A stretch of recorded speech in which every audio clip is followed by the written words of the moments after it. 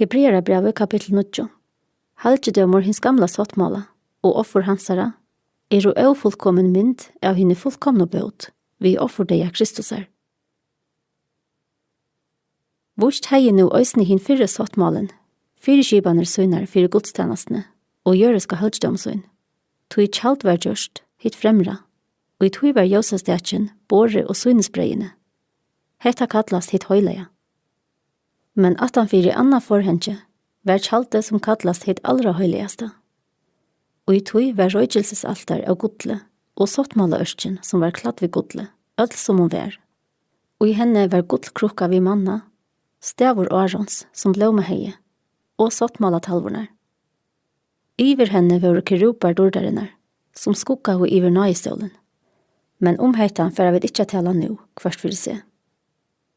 Og at han hatt var hetta gjørst. Inno hit fremra tjalte færa prestarnir alltid, ta et hørgjera tjenas og søyna. Men inno hit fyr best høvosprestren, øyna fyr åre, ikkje utan blå, som han offrar fyrir seg sjolvan og fyrir mistøk folksins. Vi he som pojkar høyla i anden også, at vevuren til halgedømen ikkje oppenberaver enn, så longe som et fremra tjalte enn stendur. Tui ta uimynd, inntil tuina og nu Og samsværande tui vera båren fram begge gavur og offer, som tau ikkje samviskne vi vujande, ment at gjera at han fullkomnan og i utinner godstjenestesøyna. Men som best ser man vi mæte og drekka, og imenskont votton, holdtligar fyrirskibaner, og lagtar, inntil tuien kom at få alt og i rattle.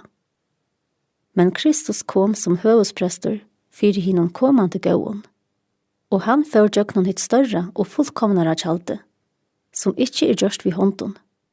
Det som ikkje av hesens skapninge. Og han får, ikkje vi blåe av bokken og kolvon, men vi søgnon ekna blåe. Øyna fyrir atlar, inn i halgedømen og vann evige endeløsing. Tui så satt som blå bukka og tarva, og øskan av kvojo, vi at vera slett av henne i eurøyna, halgar til utvorstes røgnløyga. Hvor så menga møyr skal ta ikkje blå Kristusar, hansara som vi evigjon anda, ber fram seg sjolvan, luitalesan fyrir god. Røntsa samviskotikkara fra deion verskon, til at tjena hinnon livande gode. Så han ta mittelmæver fyrir nudjans åttmala, så hinne kattlav skulle få hin evige arv og i lova vår vær, etter at deie hever åtsar sted, til endoløysing fra bråtenon under hinnon fyrra åttmalan. Her som arvaskjall jo òsne neiot at deie hansara og gjør det arvaskjallet, verur prekvaver. Arvaskjall kjemur jo ikkje i gilde fyrr enn etter deian. Det hever aldri kraft, så langt som tann liver som gjør det til. Tui var heldre kinn fyrre sottmalen, vuktur utan blå. Tui ta i Mose seg kunnkjørt ötlun føltsjonen, ötl bøyene etter lovene, tåk han kolva og bukka blå saman vi vattne, skarleksreier i utl og isoppe, og slette til bægi av bøtjena sjolva, og alt føltje og seie. Hetta blå sottmalans, og i god lett gjera vi tikkun. Øysner tabernakle og öll anbøyene og hørte til godstjenestene, slette han sommerløys blåa. Ja, nestan alt verur etter lovene, røntsa vi blåe. Og utan at blå verur uthelt, fast ikkje fyrirgjøving. Det var ta neiot at avmynder hins himmelska verur røntsa jeg sjåløys. Men hit himmelska skjolt måtte være røntsa vi betri offron enn heson. Tui Kristus får ikkje inn i halgedom som gjørdur var vi hånden, og best var mynd av innan sanna.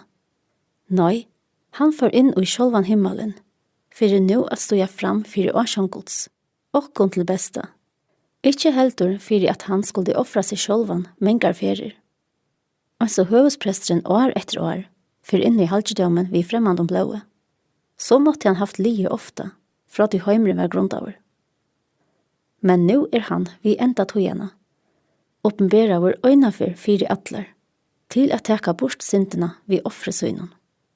Og altså menneskenen lia at dodja øynafyr, og heretter dømor, så skal Kristus øysne, etter at han øynafyr offraur, til at teka bort syndena tja munkon. Og fyr utan synd oppenbera seg, tøymon til frelso, som boja etter honom. Hebreerbrevet kapitel 9.